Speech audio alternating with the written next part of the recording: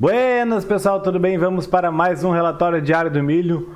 Hoje, terça-feira, dia 17 de novembro de 2020. Agora são 19 horas 24 minutos. Estou um pouco atrasado, então já peço desculpa de antemão. Mas vamos lá, vamos falar do milho, do mercado financeiro, como a gente sempre fala, beleza? Deixa eu mudar minha tela aqui. Se você é novo, se inscreve no canal, curte o vídeo aqui embaixo, comenta, compartilha. É chato isso, eu sei, mas é a única forma que o YouTube tem de entender que esse canal é um canal educacional e indicar esse conteúdo para outras pessoas. Aqui embaixo, também na descrição, tem um sumário onde eu falo cada tópico, em cada momento que eu falo dos tópicos. Então, para quem quiser ir direto ao ponto, só clicar ali e já vai direto ao ponto. Mas sempre recomendo assistir o vídeo inteiro, porque pega o contexto e às vezes eu falo alguma coisa mais no final que referencia para o começo, o meio, enfim. Então fica melhor sempre, para não perder nenhuma informação, assistir o vídeo inteiro. Beleza? Bom, vamos lá, deixa eu só me organizar aqui. Tá. Bom, o milho, né? Deixa eu botar aqui no CCM FUT, que está mais limpo. Ó, CCM FUT, deixa eu colocar no diário. O que a gente vê o milho? A gente vê ele totalmente lateral, né? Então já está no terceiro dia aqui, andando de lado, que não vai nem para cima e nem para baixo. Então ele está consolidando aqui em média de lado.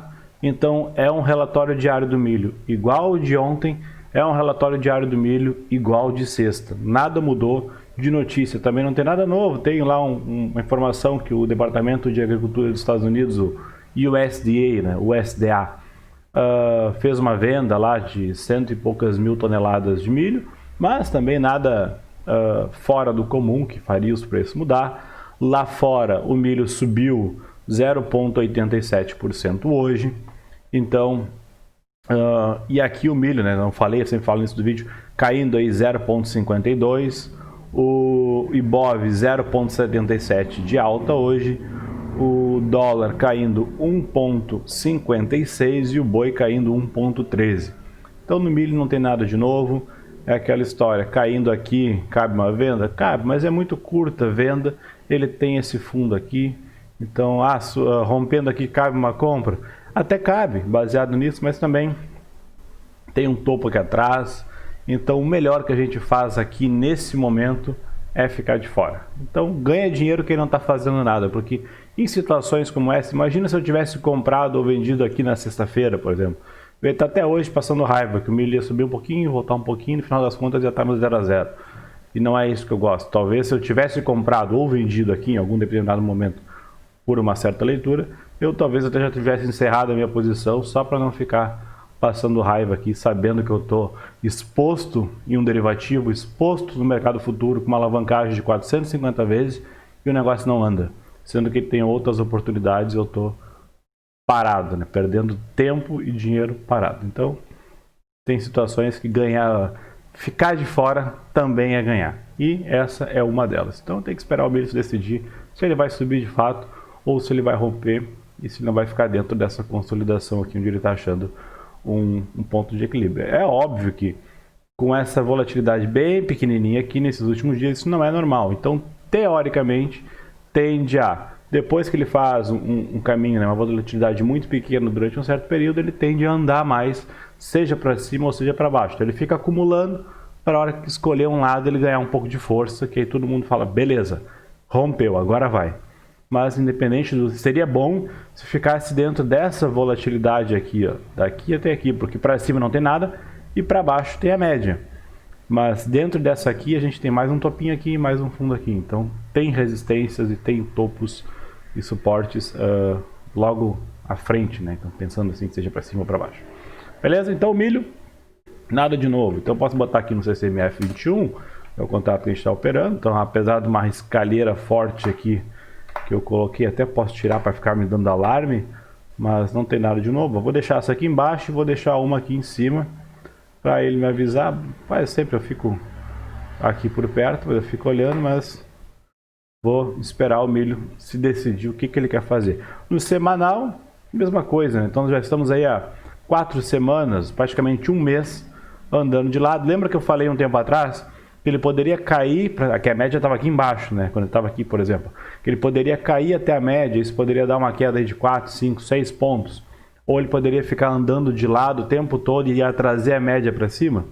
Então, é o que ele está fazendo, né? Está andando de lado. Quem tem acompanhado aí os estudos de relatório do Diário do Milho, lembra que eu falei disso já há um bom tempo atrás, que ele poderia simplesmente ficar andando para um lado, para o outro, para um lado, para o outro, para cima, para baixo, para cima, para baixo, e aí ele puxa a média para cima até a hora que a média encosta. E se continuar assim, é bem provável que, eu posso botar até um point fix aqui, ó, é bem provável, cadê meu point fix? Ele abriu aqui em alguma tela, mas não sei onde. Vamos de novo então. Point fix. Ele dá um erro em alemão e eu não faço ideia do que está escrito aqui. Aqui ele acha. Aqui. Então o que acontece? Ele pode, ó, vamos supor que ele continue andando aqui, a média vai fazer isso aqui, ó. Então ela vem vindo. Nossa, eu errei feio aqui. Deixa eu limpar isso aqui, tá? Ficou horrível. Vamos supor que ele continue andando e a média vai fazendo um movimento assim. E aí, se ele continuar fazendo candles, eu vou desenhar em preto mesmo aqui, mas vamos botar uns candlezinhos bem pequenininhos. Se ele continuar fazendo candles assim até a hora que chegar na média, e aqui, nesse momento que ele tocar a média, que vai ser o divisor de águas. Se ele tocar a média e fizer isso aqui, aí beleza, talvez ele resolva tomar força e cair um pouco. Agora, se ele tocar a média, encontrar resistência e fizer, não é preto, né? Fizer isso aqui, aí beleza, pode ser que ele encontre uma resistênciazinha aqui nessa região, óbvio, faça um candlezinho preto ali, e aí depois talvez resolva se mexer, porque beleza, toquei na média, vou embora. Ou seja, ele vai fazer basicamente esse movimento aqui, vai não, né? Pode fazer esse movimento aqui, né? Então, de certa forma, ele subiu, andou de lado, chegou perto da média e foi embora. Então, ele pode estar fazendo isso aqui por um período maior, porque a média estava muito longe, e tocar lá. Se realmente vai acontecer isso, não faço ideia. Pode vir para cima ou para baixo, ou continuar andando de lado e empurrando a média o tempo todo. Lembrando que eu estou olhando no semanal. No diário já está assim, né? Se a gente olhar aqui no diário, já está ali com a média de lado, um pouquinho de baixo, porque ele vem caindo um pouquinho todo dia. Nos 60 minutos está um pouco mais esculhambado, mas também sobe, desce, está com as duas médias laterais. Ele tenta cair e volta e deixa um monte de pavio, então tá bem perigoso. Melhor coisa, fica de fora. Melhor cenário, fica de fora. Beleza? Já no boi, o que tem no boi? No boi, primeiramente, contrato BGI Z20. Contrato mais líquido do boi. Por quê? Porque o BGI X20, com vencimento em novembro, já não tem mais liquidez igual a esse. Quer ver? Ó? BGI X20. 602 negócios hoje, BGI Z20, vencimento um mês depois, 826. Tá? Então vai para o próximo contrato já, porque é o contrato mais líquido.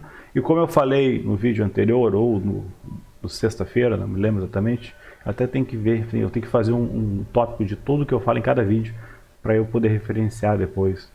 Mas, enfim, isso é uma coisa para o final de semana. Eu falei que a gente sempre tem que estar posicionado em ativos líquidos, seja, eu não estou falando só de milho e boi, qualquer coisa, seja ação, qualquer ETF, qualquer coisa, sempre a liquidez é muito importante, porque quanto maior a liquidez, maior, mais negócios vão ter, obviamente, e também a chance de ficar muito espaçado, o book é bem menor, aquele negócio, às vezes o cara quer tomar um stop curtinho, aí o book fica um buracão no meio, tu acaba pegando uma ordem lá embaixo ou lá em cima, e aí o teu stop que era para ser desse tamanho vira um negócio desse tamanho. Por quê? Porque não tem liquidez. Ou às vezes tu vende aqui, o negócio anda até aqui embaixo, aí tu fala, beleza, tô ganhando aqui, que nem essa operação aqui, tô ganhando lá R$500, vou sair, só que a ordem para te sair de uma venda tem que comprar. Só que as pessoas que estão vendendo lá em cima. Então se tu clicar vender a mercado, apesar do preço estar aqui embaixo, tu vai vender lá em cima. Porque é onde tem ordem, não tem liquidez aqui embaixo.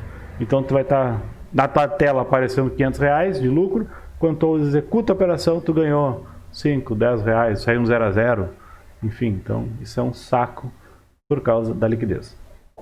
Mas beleza, né? BGI Z20, tá aí, já vou deixar na legenda do vídeo. E aí eu fiz uma vendinha no boi. Por que eu fiz essa venda? Porque eu estou olhando no diário, e eu falei ontem até o seguinte, ó, que o boi há muito tempo não fazia esse movimento aqui. A gente pode olhar pelo BGI Foot, que o boi fazia muito tempo que não fazia esse movimento aqui. Então a gente olha aqui, ó, ele sobe, sobe, sobe, ele furava a média, voltava, furava a média, voltava, furava a média, voltava, aqui também. E aí aqui ele furou, ficou abaixo da média, voltou um pouquinho, e aqui veio para lá e voltou e está para baixo de novo. Ou seja, aqui talvez seja um movimento de correção do boi. Ok? Ele fez um candle mais abaixo ontem, hoje, né, abriu aqui, foi lá embaixo, voltou, mas está fechando aqui no negativo de 1.13 aqui. Deixa eu só ver uma coisa. Tá certo. Negativo aqui de 1.13. E aí então talvez caiba uma quedinha no boi até essa região aqui pelo diário. Mas vale lembrar que se a gente olhar no semanal, semanal tá essa coisa aqui que está extremamente alto. Então tá lá em cima. Se a gente olhar no diário, tá perto não, tá 18 pontos da média, então tá longe da média. Então tá com viés de baixa nessa média aqui. Então pode ser que ele venha buscar aqui. E nos 60 minutos, ele já cruzou a média para baixo. Então a tendência é o boi querer corrigir.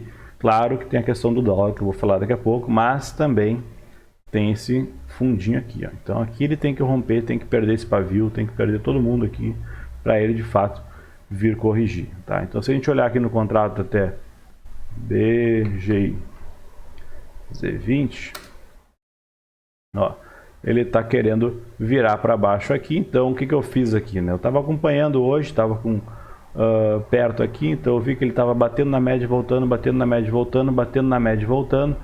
E aí eu ia comprar aqui, ia vender aqui, só que eu acabei não vendendo, porque eu enxerguei essa região aqui. Eu falei, bom, pode ser que se eu vendo aqui em cima, depois ele queira subir. Mas era um ótimo ponto de venda, porque o stop aqui era bem curtinho.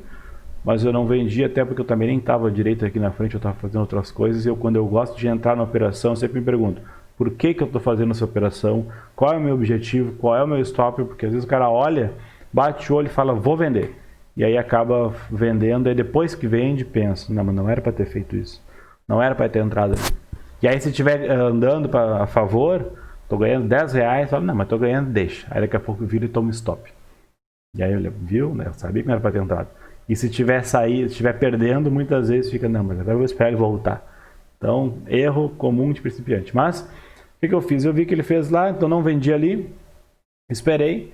E aí eu vi que ele começou a voltar o candle, coloquei vender a mercado. O que aconteceu? Ele estava lá em cima quando eu botei a ordem, como tinha pouca gente querendo comprar e as compras eram lá embaixo. O que aconteceu? Obviamente, puxou minha ordem lá para baixo. O que eu falei antes? Não tinha liquidez.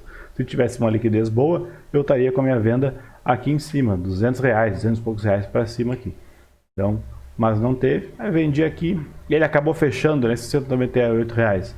É porque ele fechou o dia aqui, ó, então, basicamente ele fechou o dia mais ou menos ali, ó, naquele candlezinho branco, né, mas depois no aftermarket ele veio aqui. Então, se contabilizar o aftermarket, ele está com 528 reais de lucro. Até onde eu vou segurar essa posição? Até onde eu não ficar mais confortável. Mas é óbvio que amanhã, se ele começar a querer subir, eu vou pelo menos sair no 0 a 0. Por quê? Porque se ele encontrar uma resistência, um suporte nessa região aqui, que é onde ele tocou, ó, olha aqui o fundo desses dois pavios aqui, e olha aqui o pavio onde ele está fazendo, que ele fez ali no aftermarket. Se ele começar amanhã a subir e querer romper essa média, eu vejo que beleza, não era o ponto, vai fazer uma coisa parecida com isso aqui, ó. Então eu não vou querer estar vendido, né? Então eu boto o stop no 0 a 0, se ele começar a subir e não parar, boto o stop no 0 a 0, ok. Não ganhei nada, mas também não perdi nada, e aí deixa acontecer. Agora, se continuar caindo, aí sim. Aí eu boto no diário, que é o meu objetivo, e aí eu vou querer que ele venha aqui nesse fundo, desse pavio aqui embaixo, tá, com um contrato aqui. Se ele passar aqui e encontrar uma resistência, que é bem provável, dê uma sambada aqui, faça um repique e tudo mais. Se ele virar para baixo, eu aumento a mão para vir buscar aqui essa média aqui embaixo. Então isso aqui daria ali 7, 8 mil reais. Claro que considerando um repiquezinho, talvez dê menos, enfim, daria por ali. Vai acontecer isso? Não faço ideia. Então vamos pagar para ver. Mas estou vendido no boi, não é a melhor posição. O ideal vender, por exemplo, seria aqui. né? Mas quem é que vai querer vender? Eu não tive coragem de vender na média depois desse candle aqui. Então, imagina, ele fez um candle de queda aqui, furando a média para baixo. A média estava aqui ainda, né? Estava lá em cima. Furando a média para baixo, fez um candle aqui, depois fez um candle desse tamanho para cima. Sendo que todas as vezes que ele furou a média para baixo, ele voltou, furou a média para baixo, voltou, furou a média para baixo, voltou. Se eu vendesse aqui, onde ele abriu, eu teria que botar um stop lá atrás. Não queria pagar um stop de 7 pontos, né? Um stop aqui de 8 pontos, 9 pontos. Então, não cabe na minha mão um stop de 9 pontos no boi. E aí, esperei uma oportunidade, perdi, obviamente, uma boa parte do movimento, já podia ter feito 1 para 1 aqui, mas também a gente não tem como adivinhar, tem que respeitar a estratégia e se for para ganhar pouco, beleza, mas quando perde, perde menos ainda. Perfeito? Então essa é a minha ideia no boi por enquanto. E já o dólar, vamos falar do dólar. Dólar rompendo ali aquele canal para baixo. Então agora o alvo dele pode ser essa metade desse canal aqui. Então ele tem mais alguns pontos para cair aqui.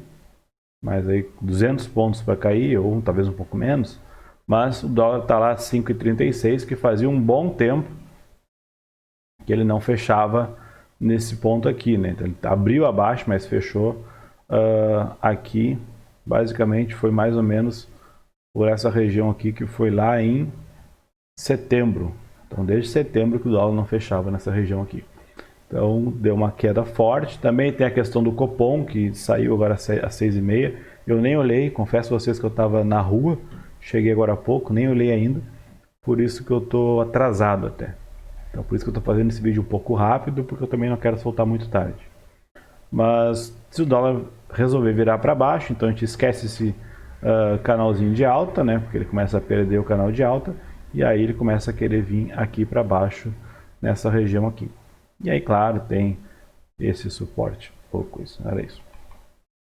Tem esse suporte aqui. Aqui embaixo também tem um outro suporte. Esse aqui foi relevante, que ele tocou ali. Aqui está perto, tem a média. Aqui tocou, aqui tocou. Então, vir aqui embaixo é bem tranquilo para o dólar. Uma queda aí esperada aí de 90 pontos. Não é nada absurdo. E lembrando que tem espaço, né? Porque olha o que o dólar fez em 2020. Então tem espaço para o dólar cair. Já o Ibov, a gente viu que Vale hoje e Petro deram uma puxada forte para cima. Então o Ibov está fazendo aquele movimento que eu tanto quis. Que é aquela profecia que eu fiz há alguns dias atrás, que era, já pensou se o... Opa, não é isso. Eu falei, já pensou se o Ibov faz isso, volta aqui e rompe para cima de novo esse topo aqui? Aonde que ele vai? Vai lá no 106, 107 mil, né? E depois vem aqui testar, porque ele rompe aqui, ó. O próximo alvo seria aquele lá, 108.800 mais ou menos, e depois é lá em cima, lá na média, lá nesse fundo aqui, que é lá no 112, 113 mil. Se vai direto lá, eu acho improvável. Eu até queria que ele fosse um pouco mais devagar, que se ele for mais devagar parece que é mais sólida essa subida. Então, mas está indo, beleza. A gente pode ver que, por exemplo, o Vale deu uma puxada forte para cima hoje. Então a gente tem Vale subindo aqui hoje. Quanto que Vale subiu? Deixa eu parar aqui o mouse. 3,16% a Vale subiu hoje. Então foi uma subida considerável, considerando os últimos 2 dias, desde que ela rompeu, né, esse topo aqui, ó, a gente tem uma subida aí de quase 4% de Vale.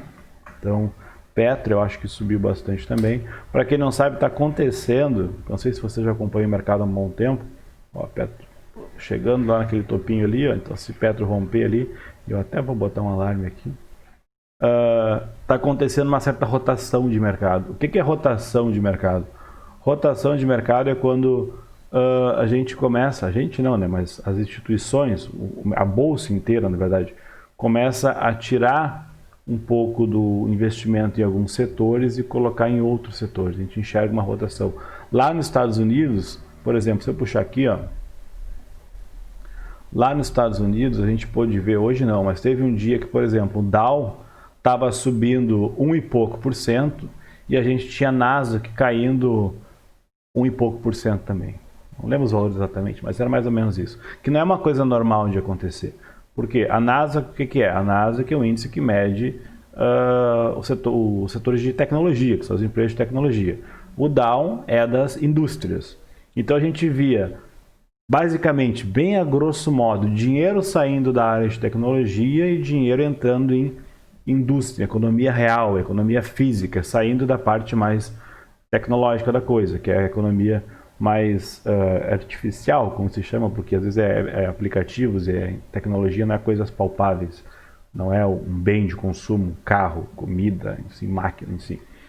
Então, estava acontecendo isso, talvez por questão das eleições, por questão de achar que beleza, está passando a questão do coronavírus, então a coisa vai voltar a andar, então a gente vai investir em empresas da indústria que vão começar a produzir, que vão aumentar muito a demanda e tudo mais, o pessoal vai entrar com grana nisso, e aí está acontecendo essa certa rotação do mercado. Isso é bem normal, acontece periodicamente. A gente pegar, por exemplo, a Bolsa do Brasil, alguns anos atrás, pega aí 10 anos atrás, o que movimentava a Bolsa brasileira, o que movia a Bolsa brasileira, era Petro e Vale. Então Petro subia, Vale subia e esquece o resto, poderia cair todo mundo, a Bolsa subia. Petro e Vale caía, podia subir todo mundo, a Bolsa inteira caía. De uns tempos para cá, teve um pouco de rotação para o índice do mercado financeiro, para o setor do mercado financeiro. Então a gente vê bancos puxando muito. Aí tem ali Itaú, Bradesco, Banco do Brasil, a própria B3, toda a parte do setor financeiro está muito pesada na bolsa hoje. Então às vezes Petro e Vale cai, pesa, claro, são umas blue chips gigantescas, mas os bancos seguram. Tanto é que eu falava isso há um bom tempo, que dificilmente a bolsa vai chegar lá a 100 mil pontos, cento e poucos mil pontos quando estava lá embaixo, se os bancos não subirem, porque os bancos estavam lá embaixo, estava tudo lá em cima já recuperando da pandemia, e os bancos estavam lá embaixo ainda. Eu estou comprado em Bradesco lá embaixo, todo mundo fala, o banco não vai subir, que agora é só banco digital e tudo mais. Não, mas eu falei, se a bolsa vai chegar a 100 mil pontos de volta, ou a 120 mil pontos, os bancos necessariamente têm que subir, porque senão sozinho não chega, porque eles são muito pesados na bolsa. Então pegar 10 anos atrás, Petro e Vale, era só Petro e Vale na bolsa. Hoje já tem Petro e Vale e os bancos. E agora, por exemplo, nesse exato momento, 2020, o que está pesando bastante na bolsa? O setor tecnologia e varejo. Então a gente vê, por exemplo, empresas como Magazine Luiza, empresas como Via Varejo ou Lojas Renner, principalmente Magazine Luiza e Via Varejo, são empresas que movimentam muito dinheiro na bolsa. Tem gente brincando que a Magazine Luiza vai virar uma blue chip de tanto que ela movimenta, de tão grande que é ela financeiramente na bolsa. Então, ou seja, e Petro e Vale não está tanto. Então está acontecendo devagarinho uma certa rotação aqui, que é entrar dinheiro no setor varejista. Se vai continuar assim, não sei. Pode ser que, porque a gente sabe que lá fora, os Estados Unidos tudo mais, é meio que o termômetro do mundo. Então pode ser que lá fora, virando para o lado do down, aqui eles comecem a virar um pouco para a indústria também. Mas só para explicar que existe esse negócio, não é a bolsa movimentada por essas empresas a vida inteira. Então vai acontecendo uma rotação, uma hora é setor de tecnologia, outra hora é setor indústria, outra hora é commodity, então daqui a pouco é Petro com petróleo, Vale com minério, e aí outra empresa na área de commodity também. Então isso tudo vai acontecendo, os ciclos, né, de cada setor financeiro. O que o pessoal acredita, a época lá dos Estados Unidos, da bolha de 2008, foi o quê? O setor imobiliário era a melhor coisa do mundo. Então todo mundo achava que o setor imobiliário era a melhor coisa do mundo, então todo mundo ia para aquele lado. Quando aconteceu aquilo, o pessoal parou de investir no setor imobiliário, porque viu que estava um caos, e aí a bolha aconteceu, obviamente. Depois, aí começaram a parte mais tecnologia. Os Estados Unidos virou só tecnologia. Então agora estão querendo migrar um pouco e rodar um pouco o mercado para a área de indústria. E também a gente vê a bolsa muito ativo subindo e outros descendo, uns subindo e outros descendo, está na normalidade, né? O pessoal não espera que hoje o Ibovespa subiu 2%, que vai todas as empresas subir. O Ibovespa caiu, todas as empresas cair. Não tem nada a ver, às vezes muitas caem, outras sobem. É assim que é a bolsa, cada empresa é uma empresa e o Ibovespa é uma cesta de empresas. Se eu chegar aqui e abrir uma carteira de ações com 50 ações, vão ter ações que caíram, ações que subiram, e no total eu vou ter a performance da minha carteira. Isso é o Ibovespa. Beleza? Bom, por hoje era isso, não tem nada demais. Deixa eu só ver aqui. Tinha uma pergunta Não era bem uma pergunta, era um questionamento. Não era isso também que eu estou vendo? Cadê? Estava aqui, ó. O Tobias falou o seguinte: opa, Guilherme, quero entender melhor do mercado do milho. Como faço para entender melhor?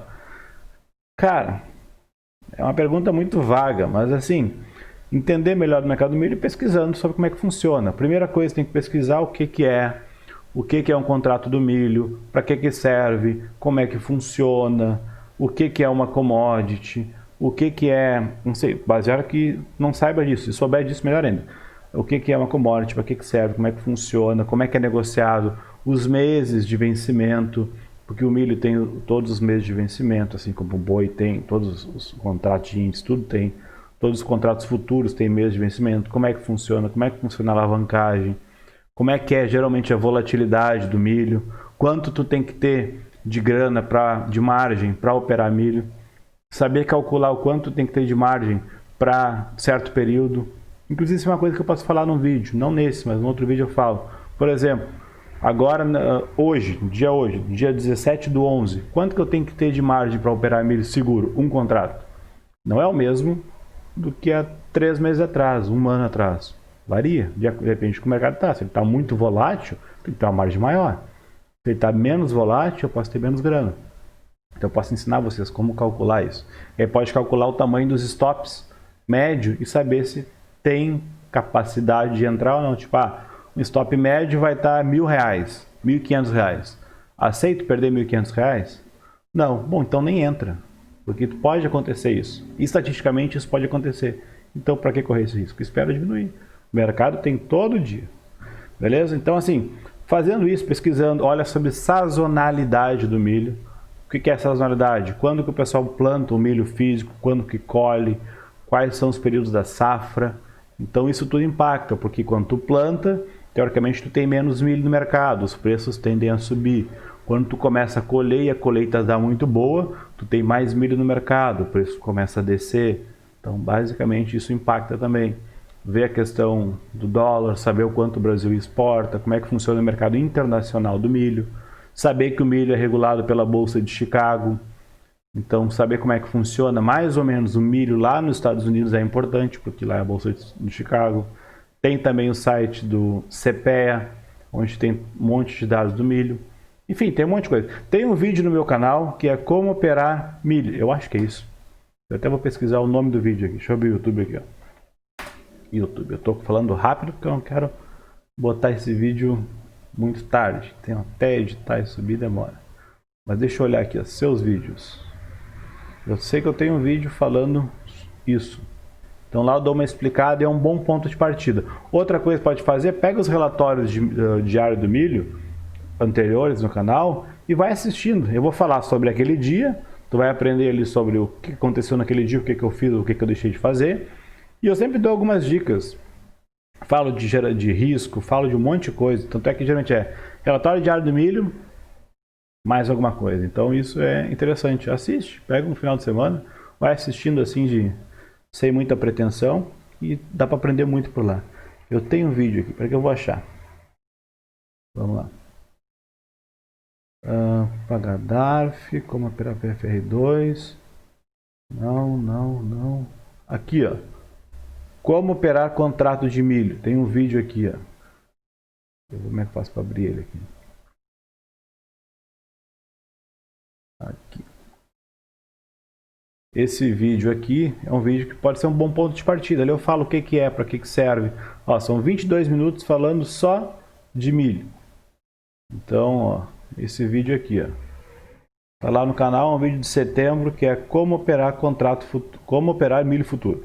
Então aqui para ti é um bom ponto de partida. E aí depois fica acompanhando, olha os vídeos antigos e internet. Claro, e se for perguntar alguma coisa mais específica, pergunta. Não entendi tal coisa. Como é que funciona tal coisa? O que é isso? O que é mais fácil para mim? Porque a pergunta é muito vaga, assim. Pretendo estudar, pretendo fazer, por onde começar, como entender, é muito vago. Então, começa por esse vídeo, vai assistindo os outros vídeos antigos do canal, tem bastante coisa lá.